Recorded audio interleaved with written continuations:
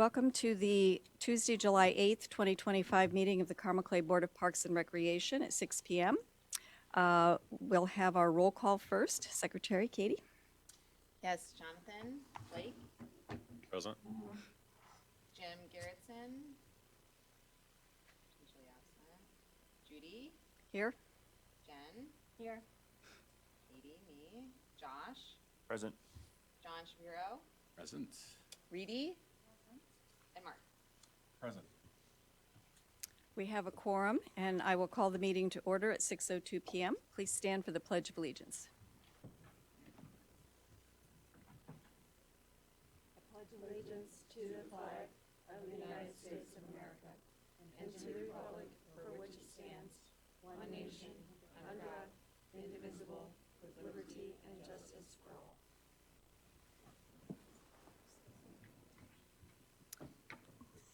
So this evening, we have a special recognition for a former board member, Michael Curtis.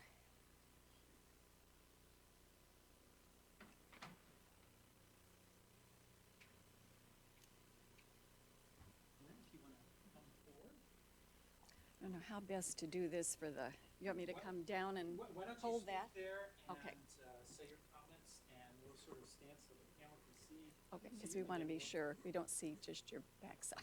I want to see you. So this evening, we are recognizing a former board member, Lynn Zing, who served on the park board for 6 years. And while I did not have the pleasure of serving with you, but for 1 year, Lynn, you served well as treasurer and as a board member, and also as a former school board member and member of the park board. So we want to recognize you with a small gift for your service. Thank you so much. And thank you everyone on the board. Can we have someone for our records? And Judy, if you want to come around. I'm not Oh, that's right. Or It- wants to stand up behind, whatever works. Can we, well, if we get everybody, yeah, try to get everybody.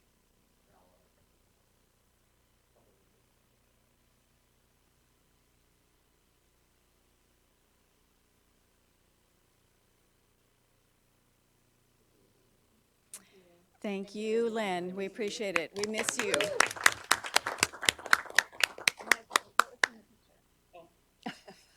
I'll say it so you can actually hear it.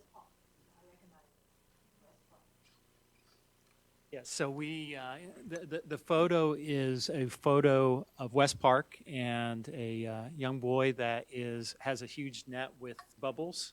So it's one of my favorite photos, and knowing that Lynn lives on the west side of Carmel, we thought that it felt very appropriate to have a photo from her closest park. Thank you. Thank you, Lynn.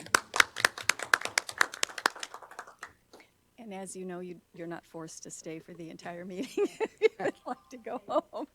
Thank you. Now time for public comments. We have no public? But I do want to recognize that trustee Paul Hensel is with us tonight in the audience.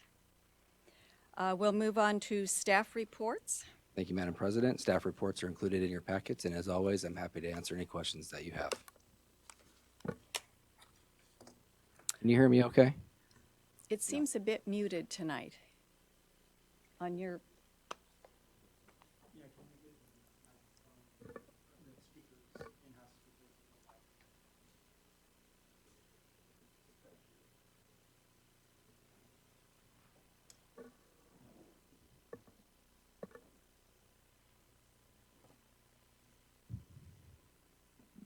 Testing 1, 2, 3. Testing, testing. Yeah, it's much better. That's better. Thank you. Thank you, Hal. thank you, Hal. Just to start off a little bit, I just want to make sure everybody saw the new playground on the front page of the Current, in case your copy has not come yet. Yes, great article in your packet as well. So Yeah. That was a great story, and it was a fun day. And Mr. Lucky is just more fun than a barrel of monkeys. He's like He one is of a the handful. kids. The other story about Flowing Well that I gave to you was a photographer who recognizes that as Flowing Well as one of his favorite places to take photos. So that was a nice spread in Carmel Magazine. And then just recognizing Jerry Kozlansky's path. I thought those were all really great stories since we last met. Any other comments from staff reports? I did want to just ask about the insurance paid-up membership passes. I think this is sort of a quarterly clean house. That's correct. Yeah. So you might notice in the past report, the insurance memberships have dropped off quite a bit this past month. Every quarter, we do a purge of insurance memberships, individuals that aren't using them on a regular basis. We clean them out just to keep our systems up to date. So that's what you're seeing. Okay, thank you, Curtis. I think I had another question.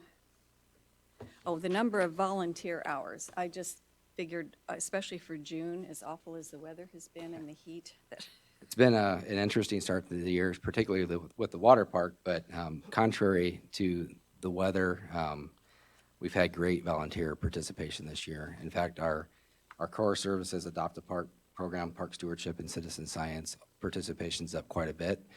Talked to Michael Allen about it today, and we're seeing about a 50% increase in our park stewardship program. So these are programs that we, like group projects that we do, like weed wrangles or trash cleanup days. We're just seeing a tremendous number of volunteers come out and help the park system. So it's great to see. great. And then the financial assistance program especially for ESE. I guess I didn't realize till we got this report Yep. how much we've been, Yeah, so the numbers are actually pretty typical for the department. We have a fee waiver program, is what I'll call it, for both the before and after school, or the after school care program and also summer camps. The programs work a little bit different. For after school care program, we use this Carmel Clay Schools free and reduced lunch program to help us determine whether or not someone qualifies for either a 45% scholarship or fee waiver or a 90% fee waiver. And then our program is a little bit different.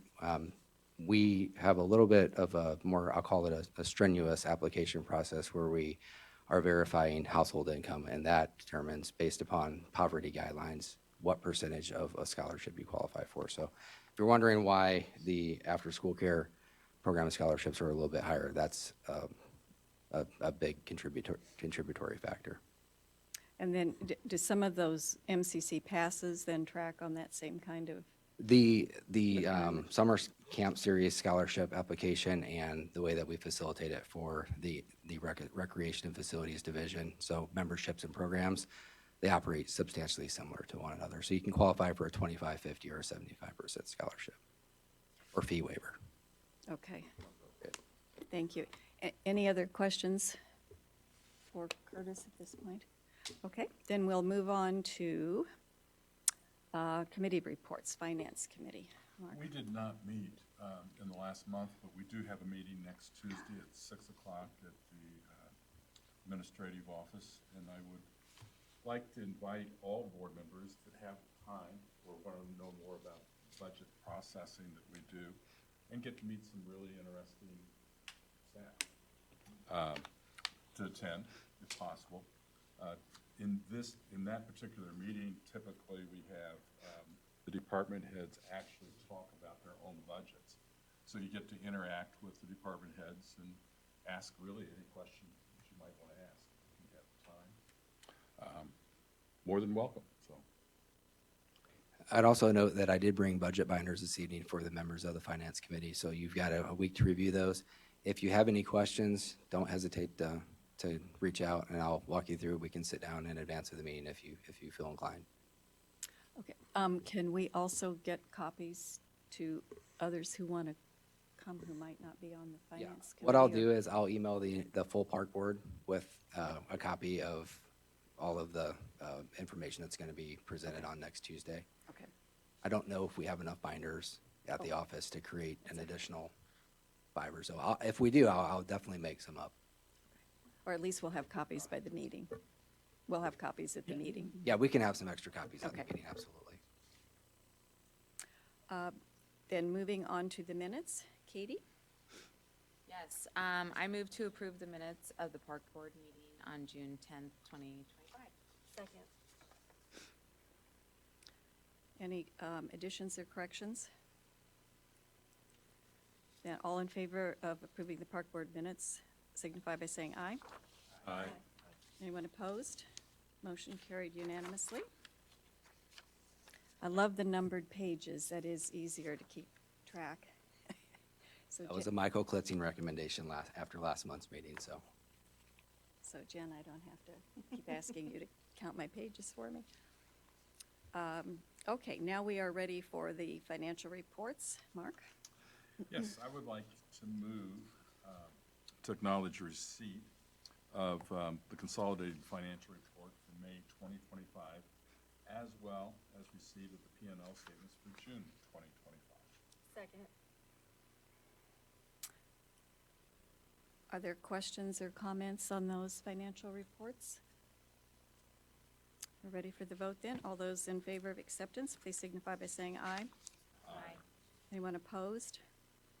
Motion carried. All right, we'll go on to claims, page 44.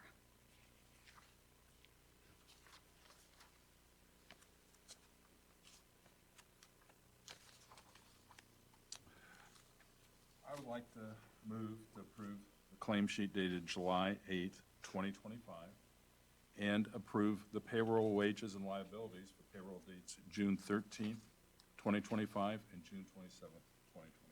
Second. Mark moved and Jonathan second. Are there any questions for staff about these financial reports? Seeing none, all those in favor of acceptance, please signify by saying aye. Aye. Anyone opposed? Motion carried unanimously. All right, we'll move on to monetary gifts, grants, partnerships, and sponsorships for June. Eric? We had 3 contributions this month. What might look a little bit funny is we had a $3 contribution from an unknown water park guest. And what happens with that sometimes is people leave their change or try to give it to the staff as tips. And so now that we have a kind of bucket that we put money into for staff appreciation, we'll start pulling that money when we receive it, since they're not allowed to receive those tips and things. So we'll pull that money together and it'll go into that staff appreciation line item so that we can use it then to give back to the staff with the different events that we do and whatnot. So we did have a $3 donation towards that fund, as well as Scent Hound has continued to do a quarterly sponsorship of our Monon Greenway dog pot stations. So their quarterly give back to the department of $500.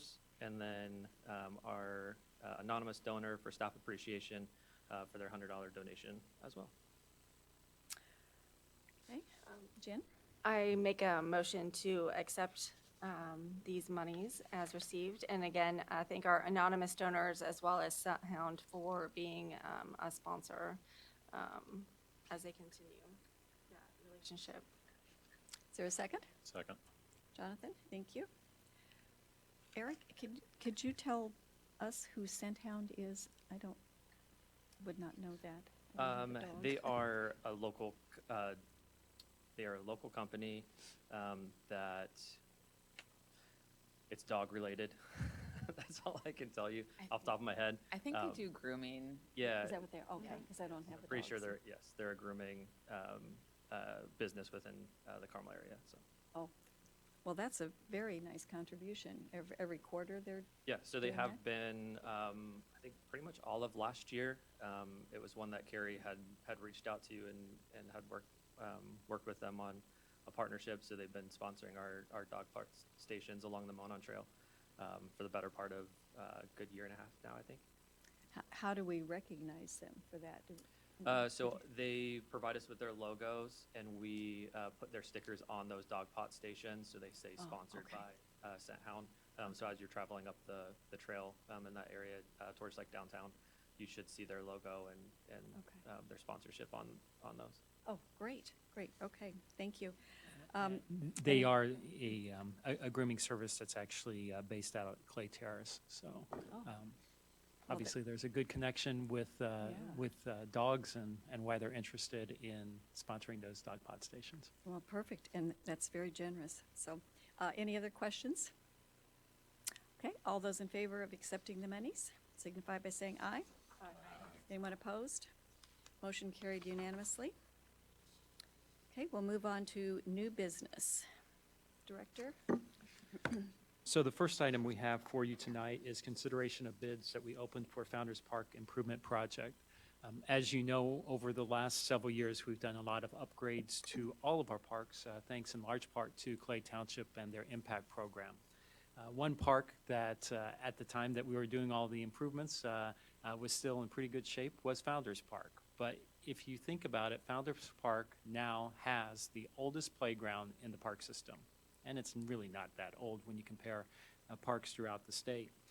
But one of the things that we have found with this particular park is that even though the playground equipment is in really good sound structural shape, the playground surfacing, the rubber surfacing, and this was the first playground that we fully integrated the rubber surfacing in. West Park, around the old silo playground, the former playground, had a little bit on the hill, but most of the playground was the mulch surfacing. This was our first experiment, if you will, at doing the rubberized safety surfacing, something that is very well loved by the community. But with all the kiddos and also with the sand playground that's in that park, basically the safety resiliency components of that surface had got to the point that we need to replace it. Nothing bad, just it's at end of life. So that's one of the major components of this particular thing. We also, we were at one point considering removing sand as a play element within this playground, but we received significant public input of, while there are some people that certainly didn't like the sand, there was stronger sentiment to keep some type of sand play element in this. So we are going to make some adaptations to the playground. Currently, the sand literally goes through kind of a ribbon through the middle of the playground that kind of replicates a creek, a dry creek. The challenge with having it in the middle playground is that it literally spreads everywhere. And knowing that that's one of the factors that impacted our safety surfacing out there, but also the retained sand as a play factor, we're moving it off to a corner, so integrated within the playground, but instead of being in the center, it's going to be towards one of the sides. Additionally, we're going to have AstroTurf, now I'm saying my age, artificial turf, that separates the sand from the rubberized surfacing.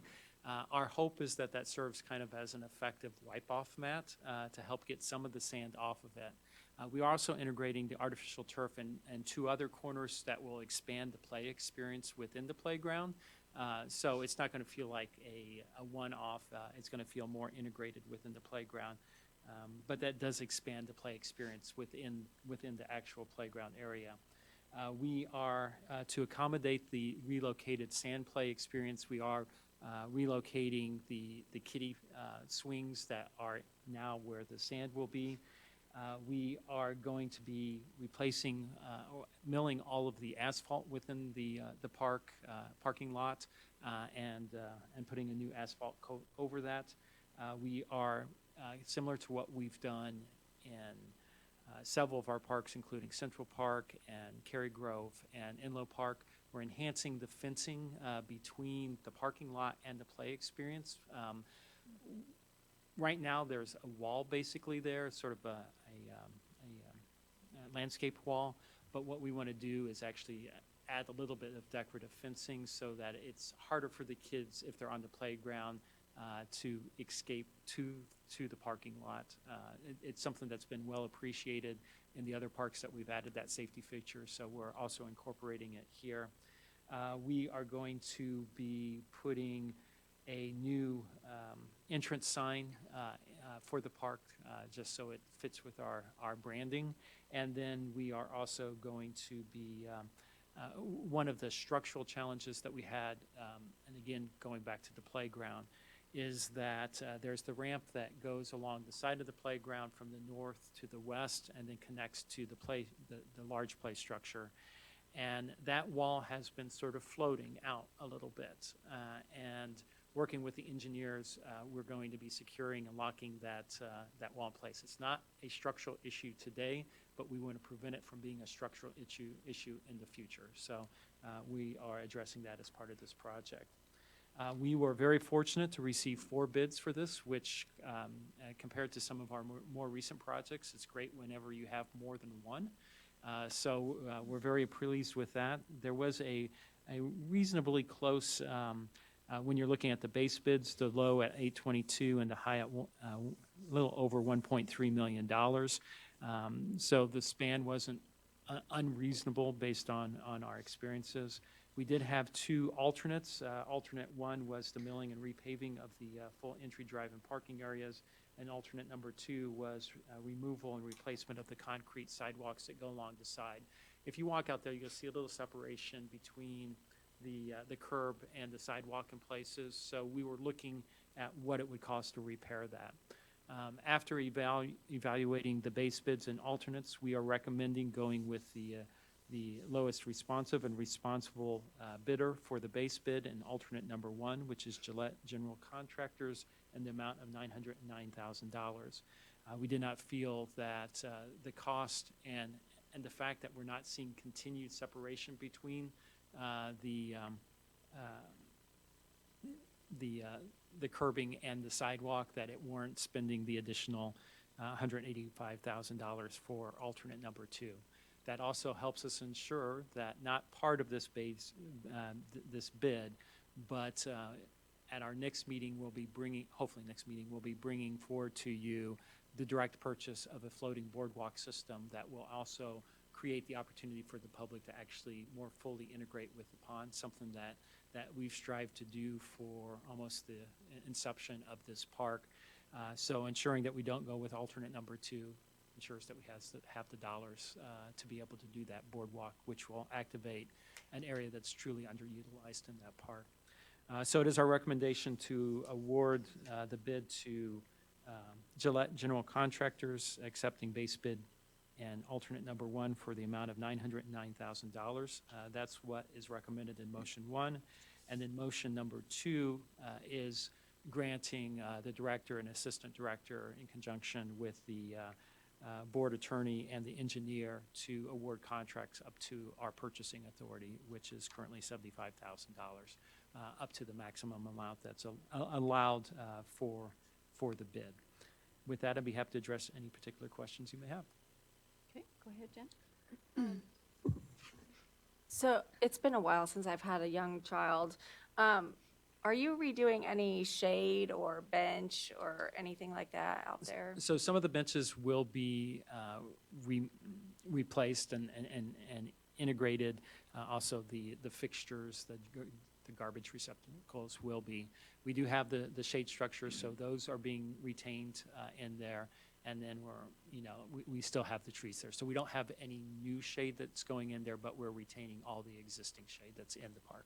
With moving the sand box, is there going to be adequate shade over the sand? It's a key feature right now, I would say, as a parent.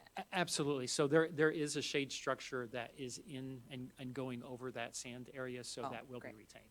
The new sand area, yes. Okay, and then thank you for that. And then my second question is, looking at the alternate 1, there's the base bids, there weren't that much discrepancy between the dollars there, but the alternate 1, there seems to be. Do you know why that is? So the engineer did, reviewed all the submittals from Gillette, and it was comfortable with the pricing that they provided. So quite frankly, Morphe, which we've received bids from before, at times they've been the only bidder. So I think they thought, well, if you're willing to pay it, we'll charge it to you if we're the only ones. Obviously, there's a little bit of difference, but Michael Chrishell, who is with Y Engineering, did a lot of due diligence and felt comfortable recommending that they truly captured what and provided what they intended to do, and it covers our specifications. So, I wanted to add something real quick. For alternates 1 and 2, we also had quotes or estimates in advance of going out to bid. We were exploring potentially milling in and fixing the parking lot, and I can tell you that the prices that we got for those estimates were in the ballpark of the low bids here. So I feel pretty comfortable Gillette. The price that Gillette provided us. The reason we did that is because if the bids would have come in extremely high and alternate one would have been an absorbed, an amount that exceeded the estimate that we got, we likely would have not accepted the alternate and just used the estimate that we received Yeah. to get a better price. Okay, thank you. Thank you, Katie. Curtis. Did you have a question, Katie? Yeah, the same question on shade, so thank you, Jen. With the sand area, I'm so glad that some sand will be kept. I'm so glad you listened to that. I was wondering how the square footage of the new sand area compared to the total, and I know it might be hard with it being kind of like a river, but how the total square footage might have changed. Only because current state, it allows kids to be really spread out, and new state, it just might be very crowded. It's going to be a little bit more concentrated. We do recognize that. Total square footage, I don't have exact numbers, but it's not completely out of line. It's relatively similar. I do think that it is, yes, what is nice about the current configuration is it does allow a little bit more spreading out. One of the nicer things is it won't have as much of a stone border on both sides in close proximity. So there's pros and cons with both systems, but we felt that this was the best way to strike a balance of ensuring that we provide the sand play while also hoping to ensure we get a little bit longer lifespan out of that safety surfacing too. So, The new sand play element also has some cool features too. The Oh, bottom of it will tell be me more. stamped with like fossils. So So when the the kids kids can can dig down, they dig. have something to find. It's gonna be pretty sweet. That's cute. yeah. Other questions? Mark? Well, Katie, I disagree with you on the sand, but I have different reasons. Sand is a nemesis to parks, playgrounds. It has been for years. and But all the kids love it, Mark. I understand that, Such but a they're unique young feature and of Founders. their lives will go on and they won't miss that sand. I think there was a time years ago where I thought the best approach we could take was to put up signs that said snakes live in the sand. And that would make sure everybody stayed away from it and then we could take it out. Well, But- there are those little like fly things. Well, yeah, So The those bees. deter some kids. yeah. Sand is just horrible on play surfaces of any kind. And my first introduction to that was at West Park.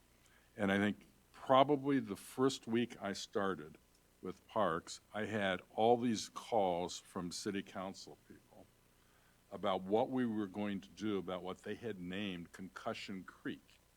Because there had been sand there, and the sand the kids had transported all the sand over onto the stamped concrete and worn the surface off so it was absolutely smooth. So instead of them being able to run in the water, you put little people on slick concrete that's now painted, add water, and they fall. And it was a major problem we had. So that was my introduction to sand in playgrounds. And I was not in favor of sand. Michael Kershell and I had many discussions about sand in that, the Founders Playground. So I think the moving of it is a really good idea to help minimize the issues. And I understand kids like sand. So The other, yes, one quick reminder that Curtis gave me regarding the question with the shade structures. The fabric on top of it is getting old, so this bid does include the replacement of the fabric. So that way, we're extending the life of those structures. the boardwalk, when that happens, is the water level still fluctuating as much as it did in the past? It can still fluctuate pretty significantly. What we are, the system that we looked at is actually a floating dock system that can sustain that substantial changes in elevations of the water.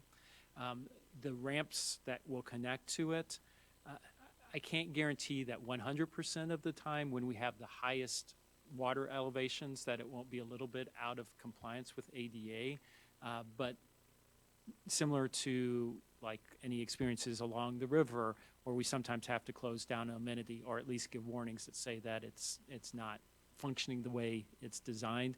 We may have to do that, but that's going to be a pretty rare situation. But we did make it so that the ramps are the longest that are practical, so that likely about 98% of the time it's always going to be with the ADA compliance, so that it can easily be used by people in wheelchairs or with strollers or So did you move the docks further away from the shore then? To So, accomplish a longer So pathway? there's going to be basically from the shore, coming from the shore, we'll use the Wickcraft system like we've used at River Heritage Park and other locations. Then there'll be a adjustable ramp that then connects to the first floating thing that will be a little bit off of shore.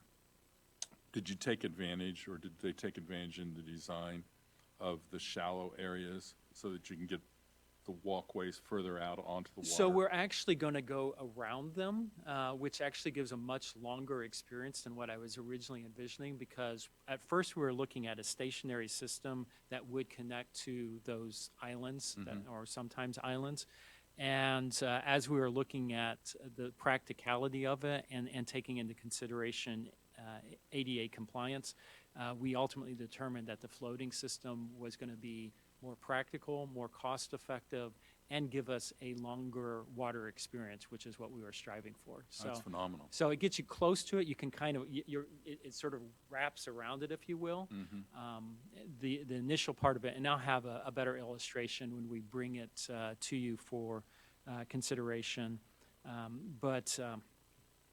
It's going to connect to the existing trail network a little bit below Wilfong Pavilion, and then it connects back into the trail network, similar to where we always envision, or that approximate location where you kind of have the spur off the trail that heads towards the lakes, or the lake, the pond. So I think it's going to be truly something beyond what anyone, or certainly what I expected when we were originally contemplating some type of boardwalk over the pond. That'll be really nice. And then how are the fields used now? Are they pretty active, or? So that's one of the things that we're going to be assessing a little bit to better understand how much they're used, how they're being used. Something I haven't talked extensively with the team yet, but I do want to get a better feel for the type of usage that we have. I can look at using the software we have that's checking visitation in the parks to get a feel for how many usage are in that area, but I can't really identify what type of usage it is. So we're going to be working with PNR, to Parks and Natural Resources, to better understand who's using it, and so we can identify if it's the highest and best use. Yeah, that park's always had a lot more potential, in my opinion. So I would like to see that developed at some point. So, good. Thank you very much. My pleasure. Thank you. Yeah, just one. Michael, at one point we were talking about putting a sign at the corner of 116th and Hazeldale. Is that still the plan? So I think we ultimately cut that one off, and what our bigger picture plan is, instead of having a bigger sign there, which is really designated for a regional park, and Founders isn't a regional park. So that was part of the discussion that we had as a team of removing it. But similar to what we did at Meadowlark Park, what we want to do is add signage along the streets that lets people know on 116th Street, if you go north on Hazeldale Parkway, there's the entrance to the park. Okay. We thought that was a more effective and appropriate way to better identify that park. Sure. The bid also does include replacement of the flagship sign at the front of the park, so the big stone piece is getting removed, and then our standard flagship going in. sign is going to go in there. So, thank you. Yeah, it's one of only 2 parks currently that isn't branded with the appropriate sign. The only other one being Lenape Trace, and that's expected to be replaced this year too.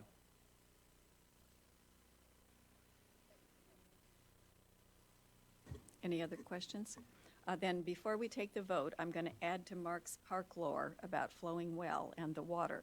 So even before Mark got here, the sand had been moved by small people, barely able to walk, little spoonful by little spoonful, from into the water and jammed up all the drains. Okay, so then it becomes also all over the cement by the time you get here. So that was lesson number one about water and sand. Lesson number two was at the water park, right? When we put the sand, the gorgeous big, do you remember that? Great big, oh, it had a gorgeous sandbox. And what was it infested with? Flies or? Cicada killers, so they were big bees or wasps, I guess is what they were called. So that had to come out. So it seems a simple thing and we all love it, but it's one of those things that actually turns out to be a nightmare in every park. So, you know, I did Going to not the make beach. friends with my PNR team when I said the sand was staying, but, you know, it is, like I said, I think it is the appropriate compromise to ensure that we're providing amenity that is well-loved by many families, while also trying to prolong the life of the surfacing out there. well, but at West Park, it was like watching little taller ants go spoonful by spoonful. I mean, it was really fun to watch, but it sure was a mess. I just have a question too about that whole pond. Do we have the shelving that comes in around that pond, especially since we have a playground fairly close? So that is a former quarry, so Yeah, it it's deep. it is the state in which we have it. So one of the things that is good about how it's designed is it is hard to get to, and the Yeah. places that we're providing the access are designed to try to keep people contained on the trail network. Okay, thank you, Michael. Okay, then we are ready for the motion. Would someone like to make motion one? Would you please read it? Madam President, Go ahead, Jonathan. move to authorize the bid and award a contract to Gillette General Contractors for the base bid and alternate one in the amount of $909,000 for construction services of the Founders Park improvement projects, and authorize the director, the assistant director, and the park board legal counsel to take all actions necessary to complete the contracting process. Okay, and do you want? Second. Second, okay. Do we want to take them together, Jonathan, if you're willing to read two also? Happy to do that. Thank you. I also move that the park board delegate to the director and the assistant director the authority to determine, in conjunction with the engineer, whether it is in the best interest of the board and the department to add or change any item or items in the contract with Gillette General Contractors, and to approve each change order in an amount not to exceed his purchasing authority, and in accordance with applicable Indiana law regarding change orders, with a report to and ratification by the park board at a subsequent meeting. Second. Thank you. So Jonathan and Jen. Any further discussion on the motions? Seeing none, all those in favor signify by saying aye. Aye. Anyone opposed? Motion carried unanimously. All right, next item is the indoor pool resurfacing. Eric? Thank you. So for your consideration tonight is Resolution B 2025 -002, which is going to be special purchase for the indoor pool resurfacing. So the indoor pools at the Monon Community Center were originally constructed with a plaster-based surfacing versus the outdoor pools, which are concrete and they're painted. The indoor pools are a plaster. So typically that lasts about 5 to 8 years. And so in 2012, when I actually started as the aquatics manager for us, that was one of my first major projects, was resurfacing those pools. So we had our pool company come in, and they contracted somebody to come in and resurface those with a exposed aggregate product that's close to plaster, but it has a longer lifespan, a little bit harder finish and whatnot. It's supposed to give us about closer to 10 to 15 years. So we're now approaching the end of its useful life. So if you've gone into the indoor pools, you may not notice, but it has started to stain. It starts to chip away a little bit. So So it's just time to kind of remove that. So the process in doing that is they come in and they actually chip away a good layer of that plaster, and then they come in with fresh product and smooth it out with a trowel, and make it look all nice and fresh for us. So I attached a couple pictures in there for you guys to kind of see some examples of kind of what that kind of looks like. So it starts to turn that kind of brownish color, where it should look mostly white with some speckles of blue. So you can kind of tell that brown's not really what we want. So just time to kind of replace that a little bit. So in 24, so last year, we went out and did a request for quotes to try to find somebody to come back in and redo this for a second time. We received no responses to that bid. So we kind of worked to try to see if we could identify some other companies that might want to come in to bid for that project. So this year, we went out and used the city's new online procurement software, which is supposed to have a little bit more reach kind of out of state. So we put out an RFP through that process, and it still yielded us with no responses to that project. The good thing with that, though, is I could see who had opened the project to at least review it. So that gave me a list of a couple companies that had at least looked at the project. So I reached out, and through Indiana code, if we receive no bids, we're allowed to go out and we can then negotiate for the work to be done independently outside of the RFP process. So I reached out to a couple companies, talked to them about maybe why they looked at it but didn't bid on it. Some of them just do a different product. They don't do the plastering. So I did some investigating on a couple different ways that we could refresh these pools.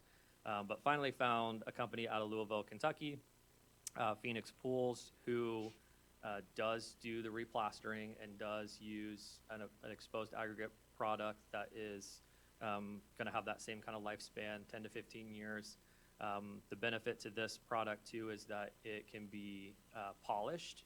So if we start to see some staining or anything happening over those years, during our normal annual shutdown, we could have them come back in and they could polish it, which the product that we have right now in the pools, we can't do that. We have to remove it and put down new. So kind of helps us with some long-term maintenance with that. So we talked to them. They could meet our original proposed dates because the staff at the Mauna Community Center program those pools for swim lessons, and so they program around a certain period of time where they want to do that annual shutdown where they drain the pools, clean everything. So this company, Phoenix Pools, could meet that original timeline to kind of turn around and be able to initiate a crew and get them up here and get this done for us. So if you guys approve, they will start somewhere around the week of July 28th with a target to be open by August 29th. Hopefully it doesn't take that long, but we've given them about that month period to get all that work done, have a fresh new pool. The additional work that they're going to do for us, though, they're going to, that wasn't in our original scope, but they are going to remove all the tiles from the lane markers that are in the lap pool, and they're going to fully retile all of that as well. So we'll have fresh new tile, fresh new plaster. They're also going to replace some of our main drains that have to be replaced every 8 years, I believe. So they're going to go ahead and while they're in there, they're going to replace those for us as well. So those are fresh and new. And their bid includes then also a 1-year workmanship warranty. So with that, happy to answer any questions you have. Questions regarding the pool refresh? This was something that we budgeted for in 2025 as well. I think we budgeted $175,000. I did notice that we noted 109 fund. We're actually going to use 103, 1103. We had funds appropriated for that purpose. So I just want to make sure I pointed that out to the park board as well. Okay, go ahead, Mark. Eric, great work. That's a lot of tenacity. I really appreciate that. I know how hard it is when you can't find companies to do the work. Yeah. Great Well, job. Thank you. We had gone back to the original, obviously, our pool company. So we have two pool companies that we work with mostly for most of our maintenance, and they were both recommending the same person that was semi-local to do this, but they were booked out for like 3 years to be able to even get on their calendar, and they wanted big deposits to hold us for 3 years, and it just wasn't going to work out quite well. And their price was also a lot higher than this one is. So, so finding this company was good. And when we met with them, they seemed to really know what they're doing, and they maintain a lot of pools and build pools. And they've done this on Olympic-sized pools, where they said the margin of error is only 1/4 of an inch of that layer that they have to put on, because it has to be precise for the Olympic time trials and everything. So I have some pretty good confidence in them. Any other questions? Then I will entertain a motion. I move to approve resolution number B-2025-002 as presented. Is there a second? Second. Is it Jonathan or? Do you want us to say the amount? It's incorporated within the resolution, but just for the Okay. record, it is $136,950 Okay, and that's from Fund 103. from Fund 103, 103. cash account 1103. Okay.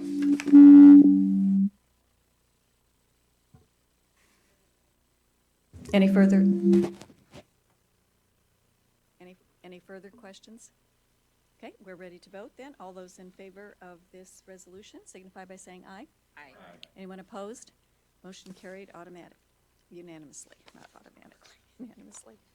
Okay, Eric, you might check, I don't know what they did for the Carmel pools, the high school. If they have a contractor, it might be worth just asking with that huge natatorium they just put in, if we could piggyback and Yep. talk, I don't know. Yeah, I'll reach out to our contacts there, because it also, depending on what if it's concrete or if Correct, it's. yes. Yeah, I don't know what, I haven't paid much attention. About that, when everybody comes in and sees this massive pool system at Carmel High School, there might be some connection there or something. Yeah. thank you, good comment.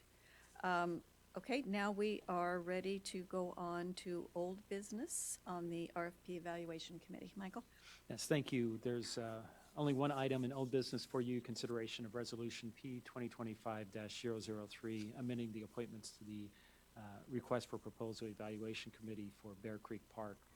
Back in May, at your meeting, you approved the use of the build, operate, transfer model for development of Bear Creek Park.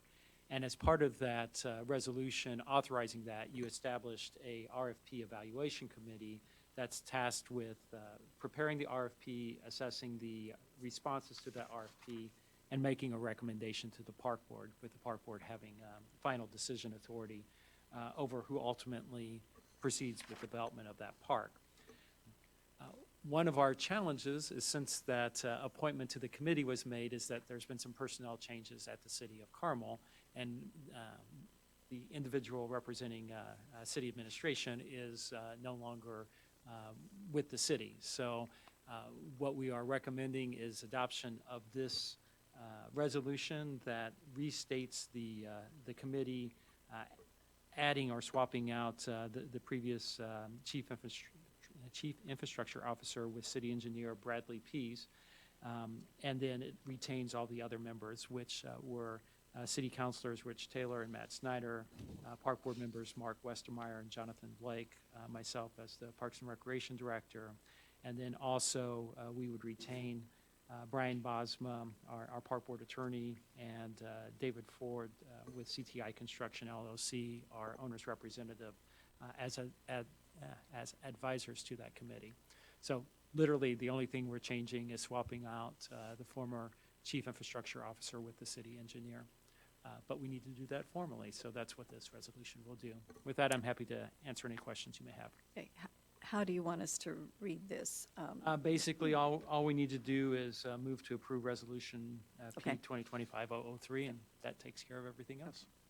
All right, entertain a I'm- motion. Jen? I move to approve resolution P-2025-003. Is there a second? Second. John, thank you. Which John? Jonathan or John? Sorry. Any further questions? All those in favor of the resolution signify by saying aye. Aye. Anyone opposed? Motion carried unanimously. Okay, now we're moving on to attorney's report. Zach? Just a couple items for you all this evening. We're working on the Bear Creek Park RFP architect details. We are working on a bridge maintenance contract, and we are working through the completion of review of the various waivers that the park used. So, Any questions for Zach? Thank you. Director's report? Oh, Michael, you want to give us 2 minutes? Did everybody get to read it, or are you going to? I'll give some of the highlights with this. Just wanted to give you some advance notice of some meetings. As Mark previously mentioned, next Tuesday, July 15th, the Park Board's Finance Committee, which will be our administrative offices. I do encourage you, as Mark did, to attend that meeting if you're available. One of the things that will be happening at our regularly scheduled August 12th Park Board meeting is the budgets will come before the Park Board for your consideration. Also, at that same meeting, Greg Calpino with Smith Group will be here to provide basically the schematics. Yes, the schematic design for Bear Creek Park for your review. We won't be asking you to take any actions, but it's to share where we've evolved to come up with phase one for Bear Creek Park. So the more of you that are at the Finance Committee meeting, hopefully the less questions we have at the Park Board meeting, because if any of you have been with a presentation with Greg on when reviewing design plans, they're very informative and wonderful presentations, but they're also not short. So we have two long items with the budget and Bear Creek plans to share with you. I would prefer to have Greg come in September, but to keep this project moving forward, it felt like it was dragging out too long to go to September because we do want to get these RFPs on the street, and the information that Greg and Smith Group team are putting together is going to be helpful for our attorneys as they're helping draft the RFP for the RFP committee to review. So, again, if you can be there next Tuesday, great. Also, I will be attending the August 4th City Council meeting, most likely, to provide my Q3 report. I always coordinate that with the council president, so always a chance they'll bump me to the second August meeting, but I'm currently slated for the August 4th meeting to give my quarterly report, and of course you're always welcome to come to that. At our next meeting, we do anticipate bringing forward the Central Park boardwalk bids for your review and consideration. The existing boardwalk in Central Park is definitely at end of life. The understructure, the piles are structurally sound, but everything above the piles needs to be replaced. So those bid documents are being released this week. Submissions will be due July 30th, and we anticipate bringing to you at your August meeting recommendations for award of that bid. Also, work on Brookshire Golf Course. The business plan has continued. I've received that document. I'm currently reviewing it and in the process of trying to schedule a meeting with the city's chief of staff, Nick Weber, and their chief financial officer, Zach Jackson, to review the recommendations and findings and present recommendations to the mayor for her consideration before we go to the next step as to who ultimately operates that. Already mentioned the Founders Park Boardwalk, and we talked a little bit about West Park and the sand from the old playground, but received notification today from Smith Group that West Park was awarded the Merit Award from the Illinois chapter of the American Society of Landscape Architects. You might ask, why Illinois? Well, Smith Group, many of the architects are based out of or licensed in Illinois, so they submitted to that chapter. They also do anticipate submitting to the Indiana chapter, but we received the Merit Award, which will be formally awarded the Smith Group and the department on September 4th in Chicago. So always great news with that. One other item, talking a little bit about dog pot stations. We have received numerous complaints about the dog pot station in front of the Mez, the apartment complex on the south side of Carter Green. That, under an agreement with the Carmel Redevelopment Commission, is a dog pot station that is maintained by that apartment complex, or I should say not maintained by that apartment complex. And almost always that station is full. Our staff always has to remind them that it needs to be emptied. They say they'll get to it. They sometimes do. But we get all the complaints because it's right literally off the Monon. Our staff had previously offered to take over that station, replace it with ours so that it has our keys and our bag system, because again, it is serving more than just that apartment complex, because it literally is less than a foot off the Monon Greenway. This actually, right before Carmel Fest, I walked the area around there. It was yet full again. So I directed our staff to remove or empty the station so it wasn't full right before our 4th of July celebration here. And then I also notified the Mez apartment owner that we were taking it over and asked them where they wanted their station delivered to. So no longer giving them an option, we're just doing it. And it will be sponsored also by our friends at Houndsent. So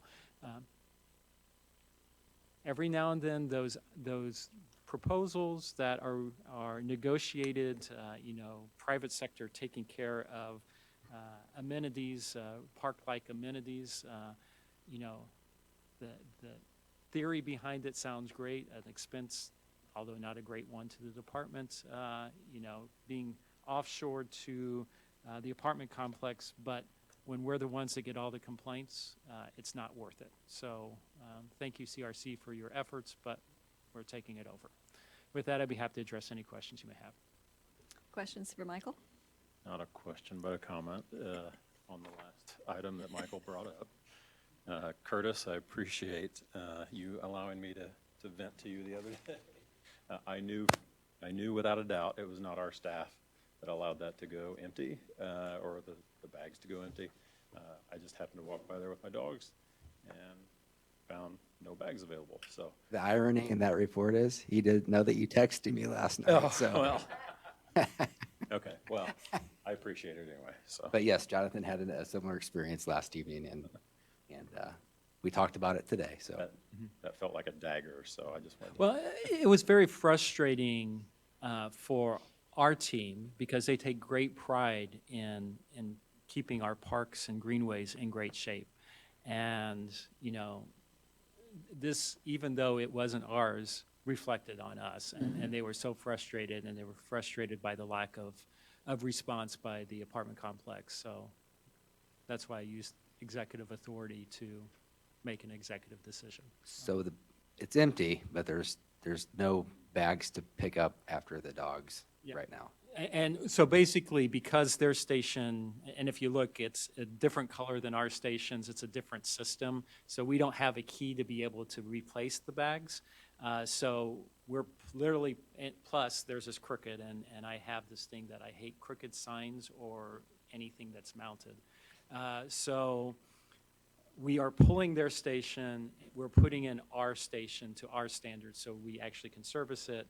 But that means we have to do a locate, and it's taking longer than what we would like. But once our station is there, I think people will be much happier, myself included. Please extend my thanks to Michael Allen and the team. I appreciate it. Mark? Go ahead. Michael, since we share the crooked sign syndrome, I'm just going to pass this on publicly. As you drive from the Monon Community Center west, there's one of the signs, and I don't remember what it says. It's before the dog pot station. It might be Prairie, or it might be a perimeter sign. Okay, Just an FYI. appreciate that. It's the little things that take Uh-huh. all the time, isn't it? Mother Nature doesn't help us with the freestyle cycle, but it Right. drives me nuts, so. Are there any other questions, comments? I have one quick Go question. ahead, How has the feedback been for the new indoor playground? So the overwhelming feedback that's come to me has been very positive with it. I mean, there's been some questions about, the childcare hours as well as the family hours. But when our team gives an explanation of the fact that, when childcare is in there and family hours overlap, which is only in the afternoon or the evening hours, the fact that everyone has to give an ID to be able to get into the space and that you have to come with a kid, you can't just come in there on your own, it allays any major concerns that we've heard. So, Kind of along with that, has the staff articulated anything with wondering, is this a kid who I need to be taking care of in terms of childcare, or is this kid with a different adult? Do you know what I mean? Has there been any confusion? they have different wristbands, so it makes Oh, it they do? visually Okay, got easier it. for our staff to Perfect. identify, is it one that we're responsible for, or is it one that the parent or guardian that came with them is responsible for? So, Okay, great. I didn't realize that. my pleasure. You guys think of everything. I wish I could take credit, but our recreation and facilities team gets all the kudos on that. Any other questions for Michael? Okay, then we will move on to information items. First would be Plan Commission. Jonathan? Yeah, just a brief update. Most recently, the Plan Commission sent 2 favorable recommendations to the City Council. One, their UDO amendments, one regarding group homes and then another regarding certificates of occupancy. The latter is a realignment of the language to comply with state law that that will go into effect January 1. So we're getting ahead of that, or I should say staff is getting ahead of that. And then coming up, we've got a couple of site plans and plats that we'll be reviewing, but those are the 2 most recent updates. Thank you. John, do you have a school board report? Just some information, not that I want to rush our summer along, but school starts 4 weeks from tomorrow, Oh, geez. August 6th. But I know that the school board and certainly our school administration is grateful for the opportunity to experiment with some pre-school care for elementary schools. So thank you to the Parks folks for helping to make that happen. Absolutely, certainly our pleasure. And I should have given some kudos to Carmel Clay Schools as well, because the HVAC system, one of the chillers at, I think it was Carmel Middle School, went out. And they, obviously with the temperatures we've been having, not the ideal situation. They discovered that it was going to be almost a month before they'd be able to get it fully repaired for the parts that they need. So they were very accommodating to move us to Carmel Elementary School so that we had a appropriate location to be able to serve the campers. So just a continuing example of the great partnership that we have with the school system. And, I think we both help each other out. Anything for John? Okay, we'll move on. Climate Action Advisory Committee, Eric? Thank you. Last month, I gave my first quarterly report to the city council. First time I've spoken in front of city council, so they were very nice to me, so I appreciated that. So it was brief, less than 5 minutes, and I was out the door. So nothing super crazy with that committee going on right now. We're just kind of trying to work through changing the focus on what we're prioritizing, and working more directly with the city's staff sustainability committee, which I also serve on. So connecting those two groups together to kind of work in conjunction to work towards the same goals. So we're getting there. Any questions for Eric? I've noticed whatever comes out in social media, I don't know whether some of it's email, some of it's Facebook, I can see your influence on it and sort of dealing with the things that can be the low-hanging fruit, so to speak. So some of the general education kind of components that were tasked in there. So yes, we've been working with the city's marketing department to include monthly topics that are relevant to the season. So I think, yeah, they've done one that was on how to properly mulch around your trees and things like that. So so working some topics in there with the city. Thank you. Parks Foundation, I guess I will take that one. Just say, I think that the Summer Fun Run is going well. I wear my shirt when I'm out. I haven't seen anybody else in their shirt when they're doing it, but I wear my shirt, so. Yeah, one of the things that's been kind of rewarding for that is, and I forget how many total participants we currently have. Yeah, I think we were close to 200. We were really, really close. I think we were up in that 190 area. But the people that had the shirts, one of the pickup locations is administrative offices. So I get to overhear sometimes the conversations of people that are discovering parks that they've never been to.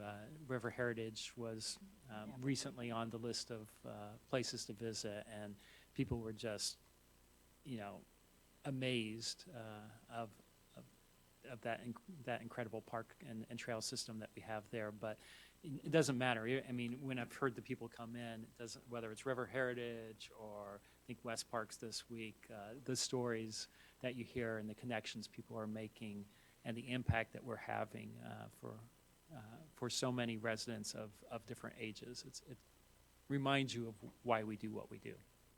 Yeah, it's pretty cool, and I see Carrie ordered additional T-shirts because we had the need for that, so. And they're nice T-shirts. I'm getting positive comments on mine, so.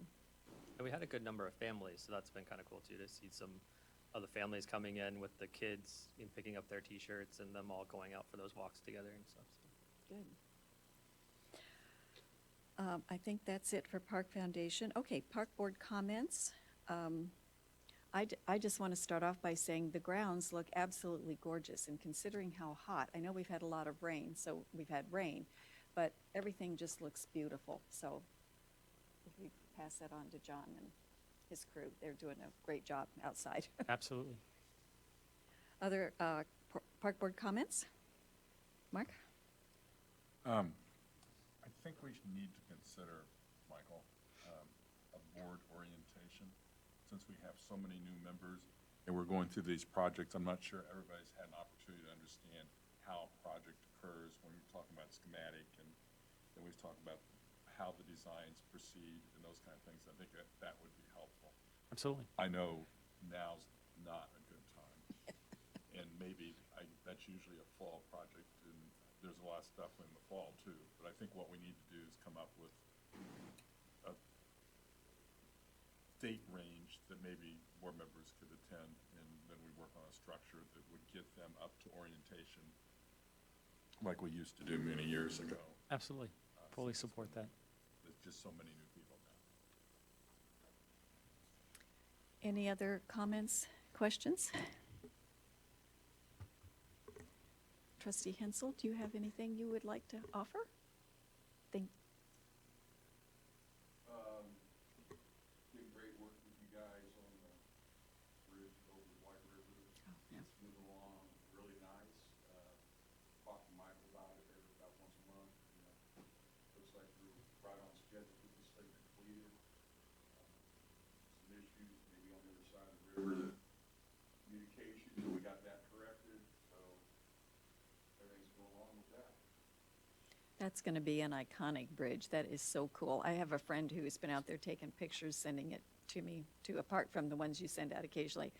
It's really cool. It is really cool. So, thank you, Paul. Anything else for the good of the group? Okay, then I have a motion to adjourn. I'll make a motion to adjourn. We are adjourned at 7:10. Thank you.